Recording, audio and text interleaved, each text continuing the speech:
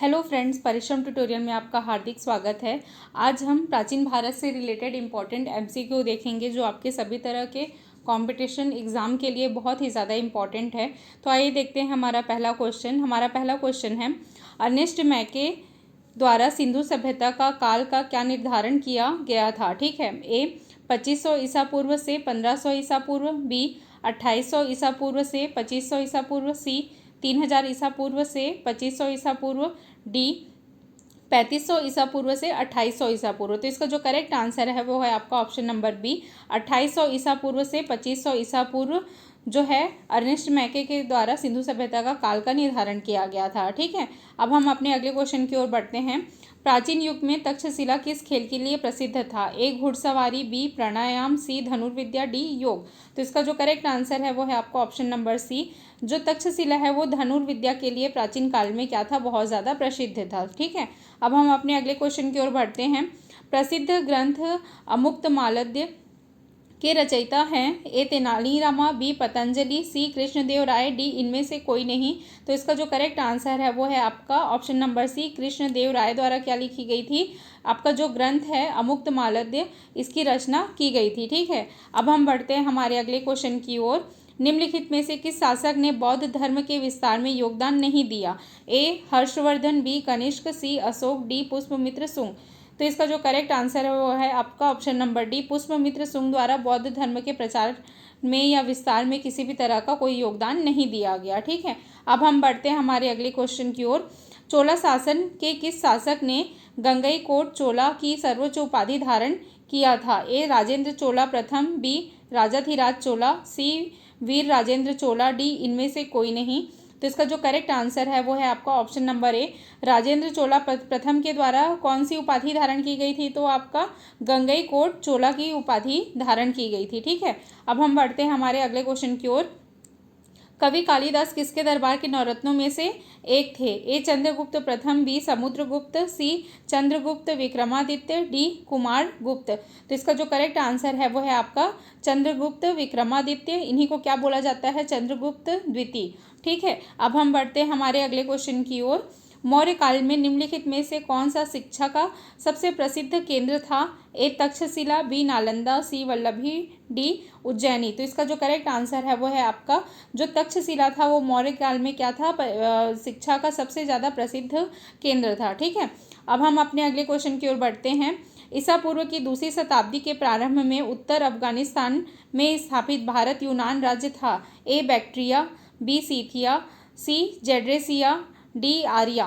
तो इसका जो करेक्ट आंसर है वो है आपका ऑप्शन नंबर ए, आपका जो बैक्टीरिया था ये क्या था, उत्तर अफगानिस्तान में स्थापित भारत यूनानी राज्य था। ठीक है, अब हम अपने अगले क्वेश्चन की ओर बढ़ते हैं। तमिलनाडु में निम्नलिखित में से किस स्थान पर प्रसिद्ध बृहदेश्वर मंदिर स्थित है। ए तंजौर, बी कांचीपुरम, सी मदुरै, डी इनमें से कोई नहीं। तो इसका जो करेक्ट आंसर है आपका जो बृहदेश्वर मंदिर है वो कहाँ स्थित है, तो ये तंजौर में स्थित है। ठीक है, अब हम बढ़ते हैं हमारे अगले क्वेश्चन की ओर। निम्नलिखित में से किसने पुष्यमित्र शुंग के लिए अश्वमेध का संचालन किया था। ठीक है, ए पतंजलि, बी पड़िनी, सी विशिष्ट, डी अश्वघोष।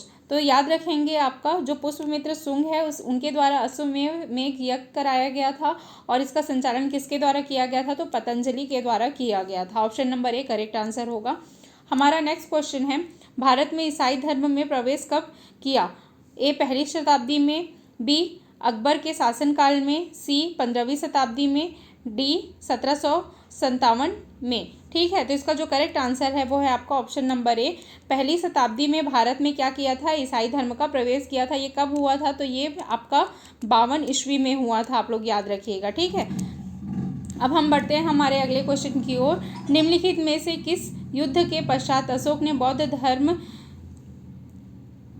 में परिवर्तन किया। ठीक है, आप तो यहाँ पर देखिए आपका जो अशोक ने बाद में बौद्ध धर्म अपनाया था तो कौन सी युद्ध के बाद अपनाया था ये पूछा गया है। तो इसके ऑप्शन दिए हुए हैं। ए मगध युद्ध, बी झेलम युद्ध, सी कलिंग युद्ध, डी कर्नाटक युद्ध। तो इसका ऑप्शन नंबर सी जो है वो करेक्ट हो जाएगा। कलिंग युद्ध के बाद अशोक ने कौन सा धर्म अपनाया था, तो बौद्ध धर्म अपनाया था। ठीक है, अब हमारा नेक्स्ट क्वेश्चन है किस आरंभिक वैदिक देव को दुर्गों का विनाशक माना जाता है। ए अग्नि, बी वरुण, सी सूर्य, डी इंद्र। तो इसका जो करेक्ट आंसर है वो है आपका ऑप्शन नंबर डी, इंद्र को क्या माना जाता है? दुर्गों मतलब किला होता है, ठीक है, दुर्गों का विनाशक माना जाता है। अब हम बढ़ते हैं हमारे अगले क्वेश्चन की ओर। मगध महाजनपद के किस शासक ने अपने पिता बिंबिसार को भूखा रखकर मृत्यु दी थी? ए अजातशत्रु, बी उदयन, सी घनानंद, डी प्रसेनजीत। तो याद रखेंगे आपके जो बिंबिसार थे इनके पुत्र कौन थे? तो अजातशत्रु थे, ठीक है। तो अजातशत्रु द्वारा बिंबिसार को भूखा रख करके क्या दी गई थी? मृत्यु दी गई थी। अब हम बढ़ते हैं हमारे अगले क्वेश्चन की ओर। चीनी यात्री वेनसांग ने सिरपुर की यात्रा कब की थी? ए 5वीं सदी में, बी 7वीं सदी में, सी 6वीं सदी में, डी 8वीं सदी में। तो याद रखिएगा आपका जो चीनी यात्री वेनसांग है उनके द्वारा 629 ईसा पूर्व में क्या किया गया था? इस टाइम के लगभग में क्या किया गया था? आपका भारत की यात्रा की गई थी, ठीक है। तो ये कौन सी सदी होगा? आपका ऑप्शन नंबर बी 7वीं सदी में यात्रा की गई थी। फ्रेंड्स, अगर आपको हमारा वीडियो अच्छा लगता है तो प्लीज़ हमारे चैनल को सब्सक्राइब करिएगा, साथ ही साथ में आप हमारे वीडियो को लाइक और शेयर भी कीजिएगा। Thank you so much. अब हम बढ़ते हैं हमारे अगले क्वेश्चन की ओर। हमारा अगला क्वेश्चन है, भारत में प्रथम अरब आक्रमण किस वर्ष में हुआ था?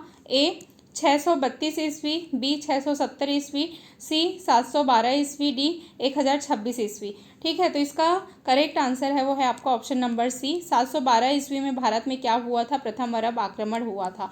अब हम बढ़ते हैं हमारे अगले क्वेश्चन की ओर। निम्नलिखित में से कौन सा अभिलेख अशोक से संबंधित नहीं है?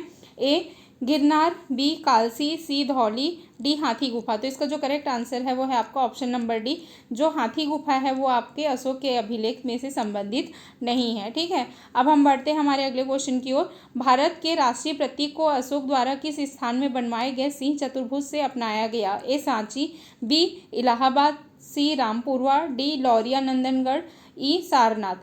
तो आप लोग याद रखिएगा जो भारत का राष्ट्रीय प्रतीक चिन्ह है, जिसको भारत के प्रतीक चिन्ह राष्ट्रीय प्रतीक चिन्ह के द्वारा के रूप में अपनाया गया है, ठीक है। तो ये अशोक के किस जगह के शिलालेख से या आपके स्तंभ लेख से लिया गया है? तो ये आपके सारनाथ के स्तंभ से लिया गया है। याद रखेंगे जगह कौन सी है, तो ये आपका सारनाथ है। ठीक है, अब हम बढ़ते हैं हमारे अगले क्वेश्चन की ओर। गुप्त काल में कौन सा शासक भारतीय नेपोलियन के नाम से जाना जाता है? ए चंद्रगुप्त, बी समुद्रगुप्त, सी कुमारगुप्त, डी स्कंदगुप्त। तो इसका जो करेक्ट आंसर है वो है आपका ऑप्शन नंबर बी, समुद्रगुप्त को हम क्या बोलते हैं? भारत के नेपोलियन के नाम से भी जानते हैं। ठीक है, अब हम बढ़ते हैं हमारे अगले क्वेश्चन की ओर। किसके समय में हुडों ने भारत पर हमला किया? ये पूछा गया है। ए कुमारगुप्त, बी चंद्रगुप्त, सी समुद्रगुप्त, डी स्कंदगुप्त। तो इसका जो करेक्ट आंसर है वो है आपका ऑप्शन नंबर ए, कुमारगुप्त के समय हुडों ने क्या किया था? आपके भारत पर हमला किया था। ठीक है, अब हम बढ़ते हैं हमारे अगले क्वेश्चन की ओर। सत्यमेव जयते किस उपनिषद की उक्ति है? ए मुंडकोपनिषद, बी कठोपनिषद, सी केनोपनिषद, डी छंदोग्य उपनिषद। तो इसका जो करेक्ट आंसर है जो आपका सत्यमेव जयते जो है वो मुंडकोपनिषद से लिया गया है। आप लोग ये याद रखेंगे। हमारा नेक्स्ट क्वेश्चन है, ऋग्वेद के गायत्री मंत्र के रचयिता कौन थे?